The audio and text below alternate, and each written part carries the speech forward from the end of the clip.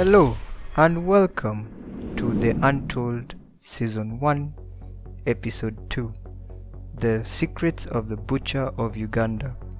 I was so excited to tell you this story because this is one of the most horrifying and scary and at the same time funniest stories I've ever heard of the great Idi Amin, Dada. I don't know why I called him great. Anyway, I decided to cover his story because his regime was one of the worst.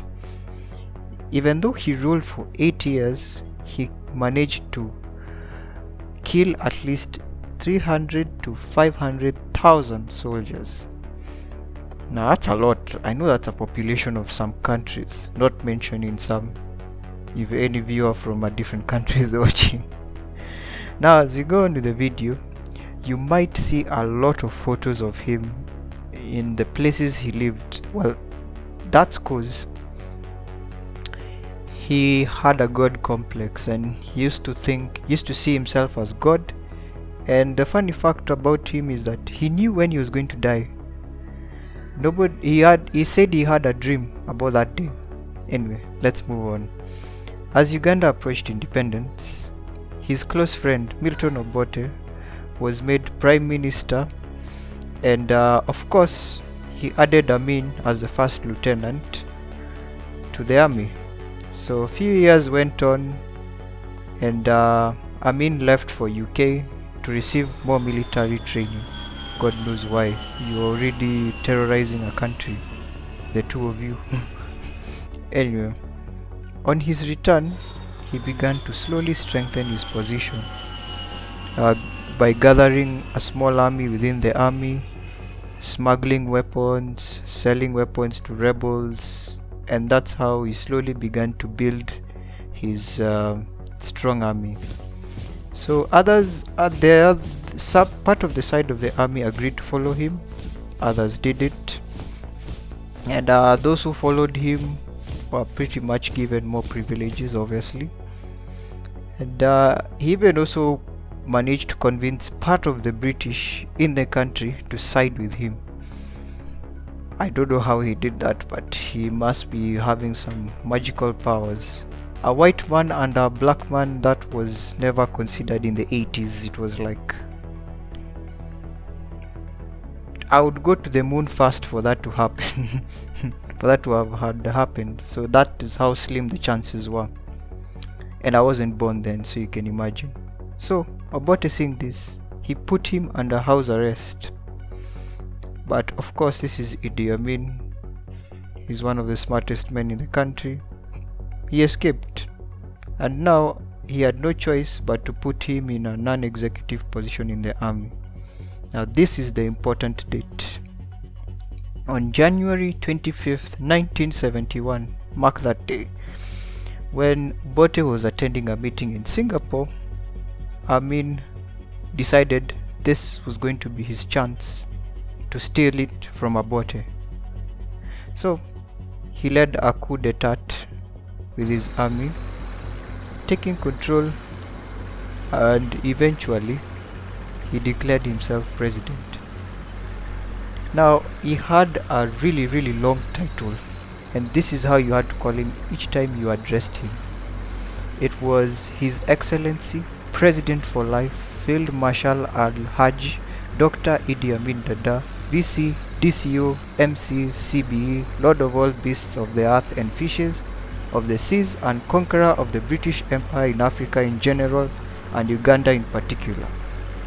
Now I don't know about you, but I lost my breath saying that, and you had to address him like that every time. Well, if you weren't, you were killed. Now in this period, he had managed to form his killer squads to hunt down anyone supporting anything but his regime. If you supported Obote, you were killed. If you supported another man, you were killed. If you did not worship him or suck up to him, you were killed. That was how it is, and that's how he did it. And these killer squads would actually this is what would happen if you did not follow his regime. You would line all those people up against it and shoot them open fire at anybody. That was really scary. I don't know how this guy survived during that time, but he would do that. He killed all of them. So Obote tried to seek his revenge in Tanzania because he had gone there as a refugee since Amin took over. Now he tried to take over Amin, but that failed. Amin responded by bombing the Tanzanian border where he thought that Milton Obote would have been. But lo and behold, he wasn't there. I mean, who does that seriously? You burn up a whole town just so that you can find one person. That is craziness of the highest level. I have never had that.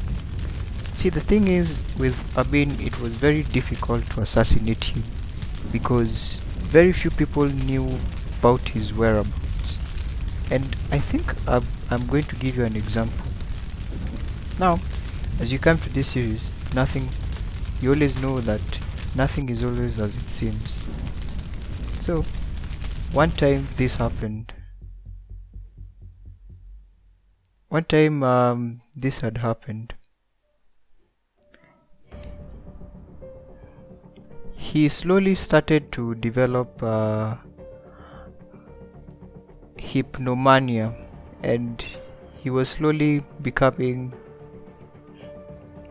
going crazy because he was doing things like predicting his death. He died in 2003, but nobody knows whether that was the day he dreamt about. I'm curious to know. If anyone was a close family member of him, please tell me. Anybody that would even think of being against him was killed. So now, one time, this is back to the way I was. One time, he was driving through a motorway, and all of a sudden, his car was bombed. Can you believe it?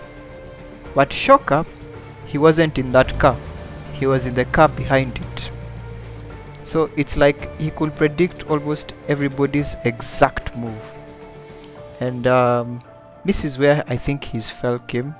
When he tried to attack Tanzania, but to his dismay, he failed because he was doing it during the day, and the military troops had known about him, and of course Julius Nyerere decided to do it.